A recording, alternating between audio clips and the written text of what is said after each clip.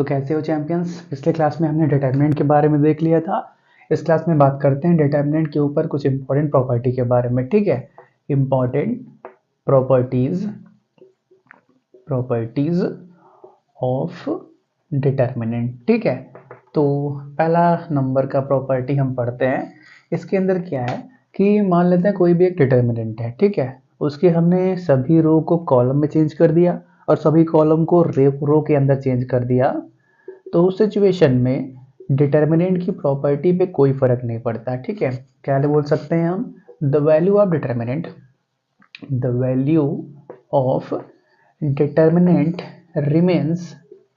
remains unchanged if the rows are interchanged if the rows of a determinant is interchanged with its column. ठीक है, हम क्या करते हैं कि एग्जांपल की हेल्प से उसको देख लेते हैं। मान लेते हैं हमारे पास एक डिटर्मिनेंट है जिसके अंदर एलिमेंट क्या है, a1 a2 a3 b1 b2 b3 c1 c2 c3। ये एक डिटर्मिनेंट है। इसको मान लेते हैं हमने क्या, ए से डिनोट, चलो डेल से डिनोट कर देते हैं। ठीक है, इसका जो वैल्यू आएगा वो कुछ डेल के बराबर है। अब क्या करते हैं, इसके रो और कॉलम को चेंज कर देते हैं। ठीक है, माने जो रो है उसको कॉलम बना देते हैं और जो कॉलम है उसको रो बना देते हैं। ठीक है, तो देखते हैं क्या बनता है, एक नया मैट्रिक्स नया डिटरमिनेंट बन जाएगा। उसको हम रो डैश से डिनोट कर देते हैं। ठीक है, क्या मिल जाएगा हमारे पास, a1 a2 a3 b1 b2 b3 c1 c2 c3। एक बात याद रखना, हमने क्या किया, सभी रो को कॉलम में कन्वर्ट कर दिया और सभी कॉलम को रो के अंदर कन्वर्ट कर दिया। जो भी आप इंटरचेंजिंग कर रहे हो वो पूरे के अंदर होना चाहिए। ऐसा ना करो कि किसी भी दो को चेंज कर दो। कहने का मतलब आपने इनको, ये क्या है, रो 1 है और ये क्या है, रो 2 है। ऐसा मत कर देना कि रो 1 को रो 2 से चेंज कर दिया और उस सिचुएशन में भी आप सोच रहे हो कि जो डिटरमिनेंट का वैल्यू है वो सेम है। तो ऐसा नहीं है, इस सिचुएशन में वैल्यू दूसरा हो जाता है। अभी कुछ टाइम बाद ही देख लेंगे हम। फिलहाल आप ये देखो, कोई भी डिटरमिनेंट है, अगर उसके सभी रो को हमने कॉलम में चेंज कर दिया और सभी कॉलम को रो के अंदर चेंज कर दिया तो डिटरमिनेंट के वैल्यू पे कोई भी फर्क नहीं पड़ता। फॉर एग्जाम्पल तो बनता है जिस तरह क्या बोलते हैं, नाचने के बाद गाना बनता है, उसी तरह डिटरमिनेंट के बाद डिटरमिनेंट का एग्जाम्पल बनता है। तो एग्जाम्पल में क्या बनता है, मान लेते हैं हमारे पास एक डिटरमिनेंट डेल है। डेल का सिंबल कैसे होता है यार, ऐसे होता है ना, हाँ, जिसका अंदर एलिमेंट्स क्या क्या है हमारे पास, 2 -3 और 5 6 0 4 और 1 5 -7। ठीक है, हम क्या करते हैं, पहले इसको सॉल्व करते हैं फिर इसके रो और कॉलम को चेंज करेंगे। पहले इसको सॉल्व करते हैं, 2 को बाहर रखा तो ये 7 × 0 0 हो गया, माइनस के 20 मिला, फिर क्या माइनस माइनस प्लस के 3 हो गया, ये कैंसिल, 7 4 जा 7 6 जा माइनस के 42 माइनस के 4 1 जा 4 प्लस का 5, ये कैंसिल, 6 5 जा 30 माइनस के 0। मतलब क्या मिला, ये माइनस के 40 और ये 46, मतलब क्या 135 138, तो माइनस के 138 और 50 150, मतलब क्या मिला, ये 12 और 40, मतलब क्या माइनस के 28 बच रहा है। तो इसका वैल्यू क्या आ गया, माइनस के 28। अब क्या करते हैं, इसके रो को कॉलम के अंदर चेंज करते हैं और इसके कॉलम को रो के अंदर चेंज करते हैं। ठीक है, तो नया डिटरमिनेंट मिलता है, मान लेते हैं उसको रो डैश से डिनोट करते हैं, 2 -3 5 6 0 4 1 5 माइनस का 7। अब इसका वैल्यू निकालो, तो 2 पहले बाहर है, ये कैंसिल, ये 0, ये कितना माइनस के 20 माइनस के 6 बाहर, ये कैंसिल, 7 3 जा 21 माइनस 5 5 जा 25, फिर क्या प्लस के 1 बाहर, ये कैंसिल, 4 3 जा 12 माइनस के 12 माइनस 0, तो 0 ही हो गया। तो क्या मिल गया हमारे पास, माइनस के 40 और यहाँ पे माइनस के 4 माइनस माइनस प्लस 24 और फिर यहाँ मिल गया माइनस के 12 मिल गया। तो कितना मिला आपके पास? 52 24, हाँ मिल रहा है, 2080 मिलेगा, माइनस के 2080 मिल रहा है। तो देखो यहाँ पे हम क्या बोलेंगे, value of del is equal to value of del dash. हमने क्या किया, सभी रो को कॉलम के अंदर चेंज किया, सभी कॉलम को रो के अंदर चेंज किया। उस सिचुएशन में हमारे डिटर्मिनेंट के वैल्यू के ऊपर कोई भी फर्क नहीं पड़ा। तो यही हो गया हमारे पास पहला इंपॉर्टेंट प्रॉपर्टी। अब क्या करो, इनको नोट करो, ठीक है, थोड़ा सा इनको रिफिल कर दिया जाए। चलो यहाँ हो गया। अब आगे बढ़ते हैं दूसरे प्रॉपर्टी के बारे में, ठीक है। दूसरे प्रॉपर्टी में क्या है, वही अभी जो हमने कुछ सेकंड पहले बोला, कुछ सेकंड नहीं, कुछ मिनट पहले बोला था कि अगर किसी भी दो रो को दो कॉलम के अंदर, सॉरी, किसी भी दो को चेंज करे तब क्या होगा। अगर हमारे पास एक 3x3 ऑर्डर का डिटर्मिनेंट है और किसी हम दो रो को चेंज कर दे या किसी हम दो कॉलम को चेंज कर दे, उस सिचुएशन में क्या बनने वाला है, ठीक है। तो चलो इसको हटा देते हैं। पहले दूसरी प्रॉपर्टी लिखो, इफ, चलो सेकंड प्रॉपर्टी क्या है हमारे पास, इफ एनी टू रोज और कॉलम्स, या कोई भी दो रो या कोई भी दो कॉलम, हम क्या बात कर रहे हैं, एक 3x3 ऑर्डर का मैट्रिक्स है, उसके अंदर अपनी इस प्रॉपर्टी के बारे में बात कर रहे हैं। 3x3 ऑर्डर का मैट्रिक्स है, मतलब उसके अंदर 3 रो हैं और 3 कॉलम है, ठीक है। तो अगर किसी भी दो रो और किसी भी दो कॉलम को हम सिर्फ चेंज करें of determinant, then sorry are interchanged then sign of determinant changed, sign of determinant changed।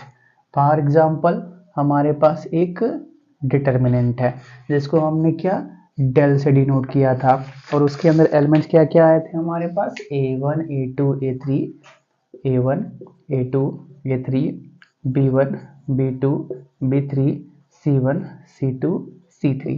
अगर हम क्या करते हैं कि मान लेते हैं हमने क्या किया, रो 1 को रो 2 से चेंज कर दिया, रो 1 को रो 2 से चेंज कर दिया, तो हमारे पास नया डिटरमिनेंट बनता है, उसको हम डेल डैश से डिनोट कर देते हैं। मतलब क्या, b1 b2 b3 a1 a2 a3 c1 c2 c3। तो उस सिचुएशन में ये जो डेल का वैल्यू है वो क्या हो जाएगा, माइनस ऑफ डेल 1 के बराबर, डेल 1 बोल दो या डेल डैश बोल दो, उसके बराबर हो जाएगा, ठीक है। क्यों, अभी हम एग्जांपल के हेल्प से भी देख लेते हैं, ठीक है। चलो मान लेते हैं हमारे पास एग्जांपल में क्या क्या है, एक 3x3 ऑर्डर का डिटर्मिनेंट है, इसके अंदर 2 -3 5 604, ये ले लिया क्या, इसको देखा था ना, 604, और क्या 1 5 -7, इसको ही किया था ना सॉल्व, इसको सॉल्व किया था तो माइनस के 28 आया था। अब क्या करते हैं, किसी भी दो रो को चेंज कर देते हैं, मान लेते हैं हम रो 1 को रो 2 से इंटरचेंज कर देते हैं, ठीक है। तो क्या मिलेगा, हमारे पास एक नया डिटर्मिनेंट मिलेगा जिसको हम डेल डैश से डिनोट कर देते हैं। ये क्या है, डेल है हमारे पास। अब डेल डैश एक नया डिटर्मिनेंट बनाते हैं जिसके अंदर क्या है हमारे पास, 604 2 -3 5 1 5 माइनस के 7। अब इसको थोड़ा सा सॉल्व करते हैं, देखते हैं क्या आता है। तो क्या आ गया, 604, 6 बाहर रखा, माइनस माइनस प्लस, 7 3 जा 21, माइनस 5 5 जा 25, माइनस 0 0 है तो पूरा पूरा का 0 ही आने वाला है, ये पूरा 0 हो जाएगा, उसको छोड़ दो, प्लस के 4, ये कैंसिल, 5 2 जा 10, माइनस माइनस प्लस के 3, तो कितना आ गया यहाँ पे, माइनस के 4, 6 4 जा 24, माइनस के 24, और 13 13 4 54 52।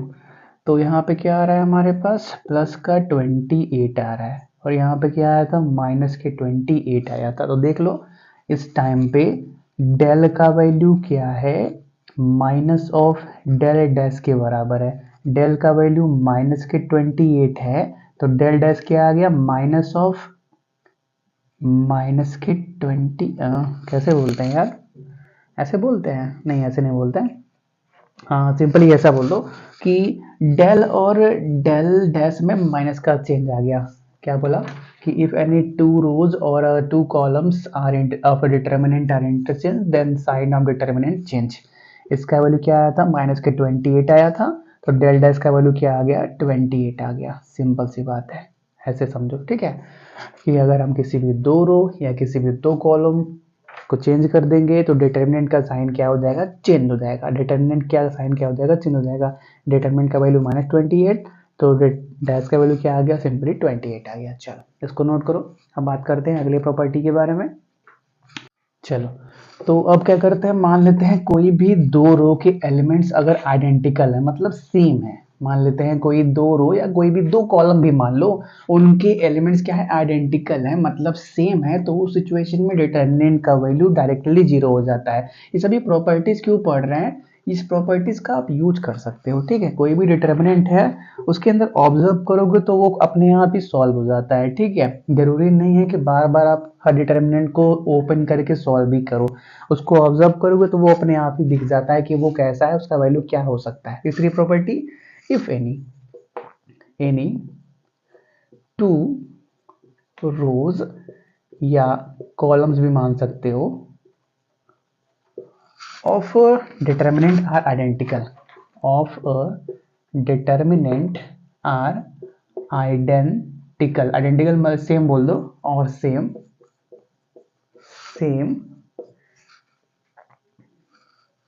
that is then the value of determinant is zero. Example, मान लेते हैं हमारे पास एक डिटर्मिनेंट है 1 2 3 4 5 6 1 2 3, तो इसका वैल्यू निकालने के लिए क्या करोगे, इसको ओपन करके सॉल्व करोगे। लेकिन अगर आपको प्रॉपर्टी मालूम है तो आप क्या बोल रहे हो कि रो 1 और रो 3 क्या है, आइडेंटिकल है, मतलब इनके एलिमेंट्स क्या है, एकदम सेम है, मतलब इसका वैल्यू जीरो आना ही चाहिए, तो डायरेक्टली आप लिख दोगे जीरो। और अगर आपको ये प्रॉपर्टी नहीं मालूम तो आप क्या करोगे, सॉल्व करोगे डेल के लिए, मतलब क्या, 1 को बाहर रख के इधर करोगे, 5 3 जा 15 -6 2 जा 12 -2 बाहर करोगे, ये कैंसिल, 4 3 जा 12 -6 +3 बाहर रखोगे, ये कैंसिल, 4 2 जा 8 -5, मतलब क्या आ गया, 3 आ गया, और यहाँ पे क्या आ गया, 6 -12 आ गया, और यहाँ पे क्या आ गया, 3 3 या 9 आ गया। तो क्या मिला हमारे पास, 12 -12 तो जीरो ही ना मिला, तो जीरो सॉल्व करके निकालो या प्रॉपर्टी से बोल दो, वही सही है ना यार। कौन सॉल्व करना चाहता है, हम तो यही चाहते हैं ना कम टाइम में ही अपना क्वेश्चन सॉल्व हो जाए। तो सिंपली बोलो कि रो 1 रो 3 आइडेंटिकल है, तो इसका वैल्यू जीरो आना ही चाहिए। सिंपल सी बात, कि किसी भी डिटर्मिनेंट के अंदर अगर कोई भी दो रो या कोई भी दो कॉलम, मान लेते हैं एक दूसरा डिटर्मिनेंट है डेल्टा है, जिसके अंदर क्या है 5 6 7 0 1 2 0 1 2 है, इस सिचुएशन में भी जीरो हो जाएगा डिटर्मिनेंट का वैल्यू। क्यों, क्योंकि सेकेंड कॉलम और थर्ड कॉलम क्या है, आइडेंटिकल है, तो डायरेक्टली बोल दो इसका वैल्यू जीरो आ रहा है, सॉल्व करने की जरूरत ही नहीं है, ठीक है। अगर सॉल्व करना तो सॉल्व करके देख लो, 5 को बाहर रखोगे, ये कैंसिल, 2 1 जा 2 -2, और यहाँ पे जीरो, तो कोई मतलब ही नहीं है लिखने का, उनका वैल्यू तो जीरो ही होने वाला है, मतलब क्या 2 -2 जीरो, मतलब क्या जीरो।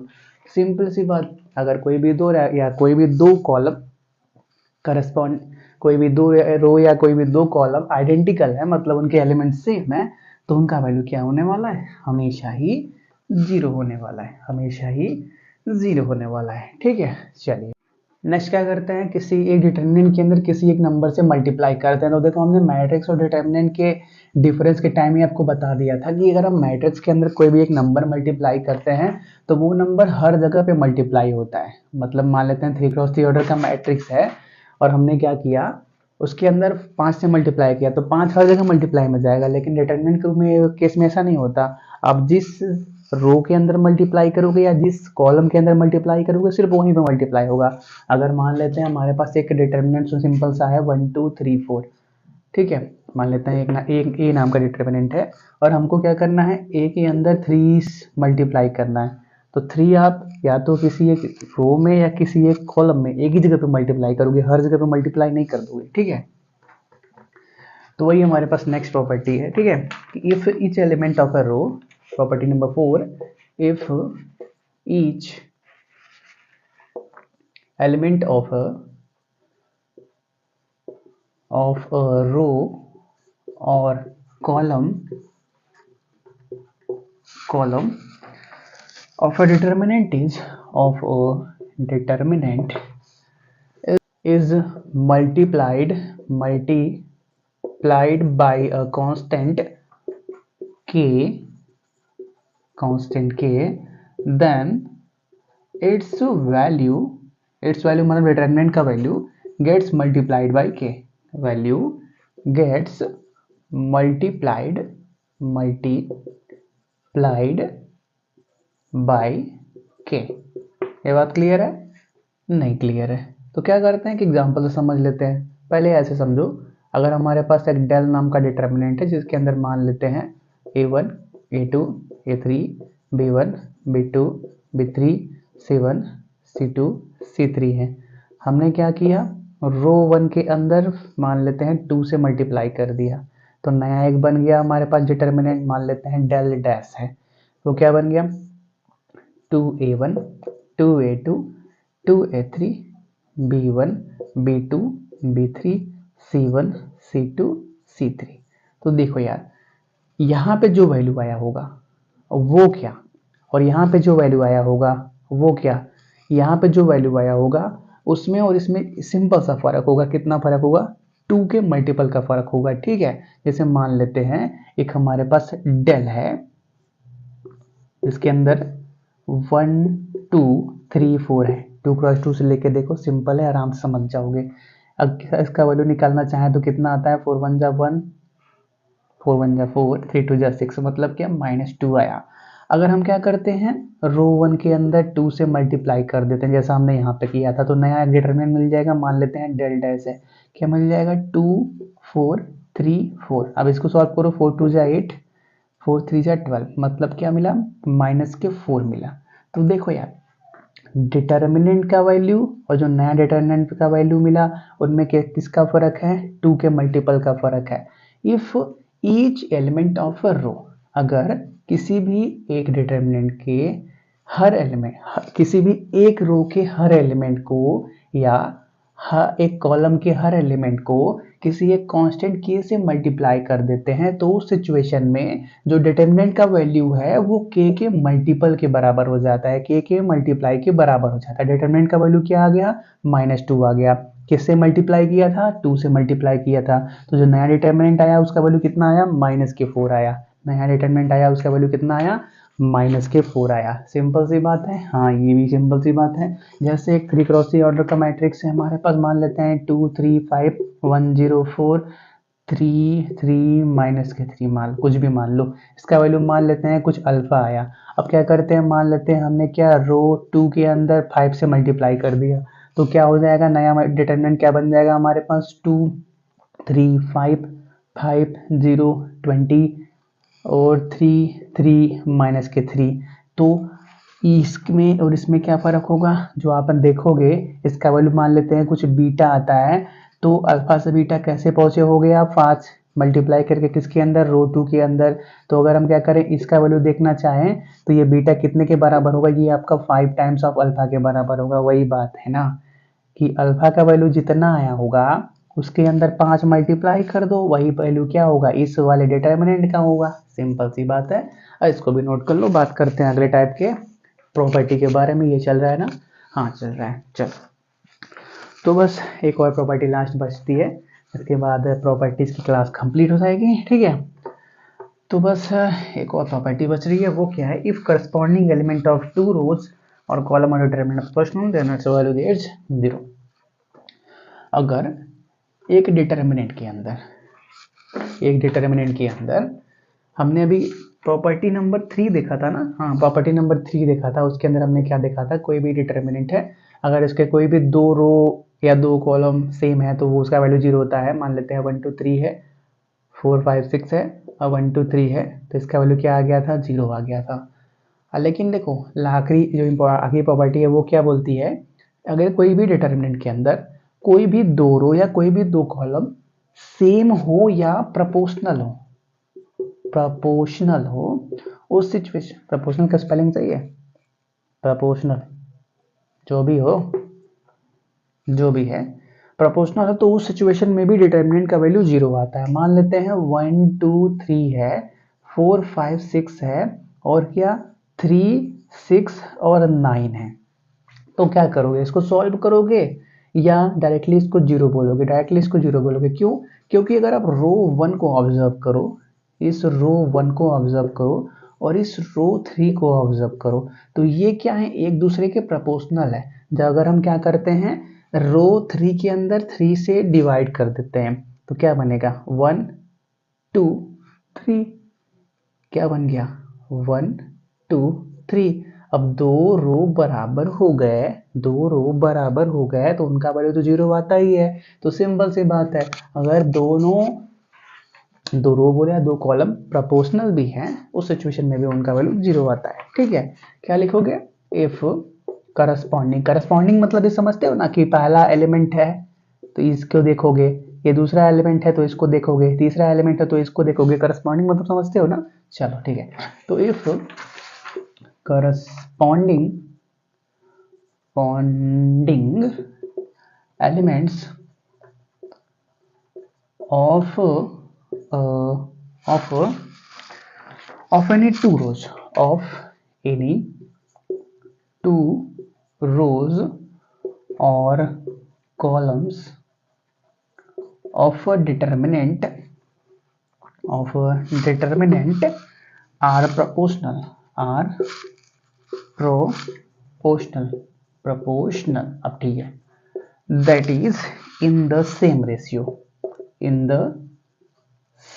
ratio, जैसे अभी हमने यहाँ पे देखा था 3 6 9 1 2 3, in the same ratio, then the data value of determinant, then the value of determinant is equal to 0। ठीक है, बस यही 6 इंपॉर्टेंट, 6 या 5 ही बताया, जो भी बताया हो, बस यही इंपॉर्टेंट प्रॉपर्टीज है। इनको अच्छे से आप ध्यान रखोगे तो बहुत से क्वेश्चन में सॉल्व भी नहीं करना पड़ेगा, डायरेक्टली आप आंसर बता सकते हो। ठीक है, तो ये हो गया इंपॉर्टेंट डिटरमिनेंट की प्रॉपर्टीज के बारे में। अब क्या करते हैं, थोड़ा सा गाना गा लेते हैं। कौन सा गाना? आज चलेगा मेहंदी वाले हाथ। चलो इसी को गा लेते हैं। मेहंदी वाले हाथों तेरे, पायल वाले पाँव, मेहंदी वाले हाथों तेरे, पायल वाले पाँव, याद बहुत आते हैं मुझको तू और अपना गाँव, कच्ची पगडंडी के रास्ते और नीम की छाँव, कच्ची पगडंडी के रास्ते और नीम की छाँव, याद बहुत आते हैं मुझको तू और अपना गाँव, मेहंदी वाले हाथ। गाँव का वो तालाब जहाँ हर रोज मिला करता था, बातें सुनते सुनते तेरी चूड़ियाँ मैं गिनता था, तेरी भोली बातें सुनकर अक्सर मैं हंसता था, याद उन्हें अब भी करता हूँ शहर में सुबह शाम, याद उन्हें अब भी करता हूँ शहर में सुबह शाम, याद बहुत आते हैं मुझको तो और अपना गाँव, मेहंदी वाले हाथ। क्या तूने अब भी रखे हैं प्रेम के वो संदेश, पत्थर बांध के छत पे तेरी देता था मैं फेंक। इसके आगे का नहीं पता। चलो इस क्लास को यहीं पर रोकते हैं, तब तक के लिए thanks for watching, have a nice day.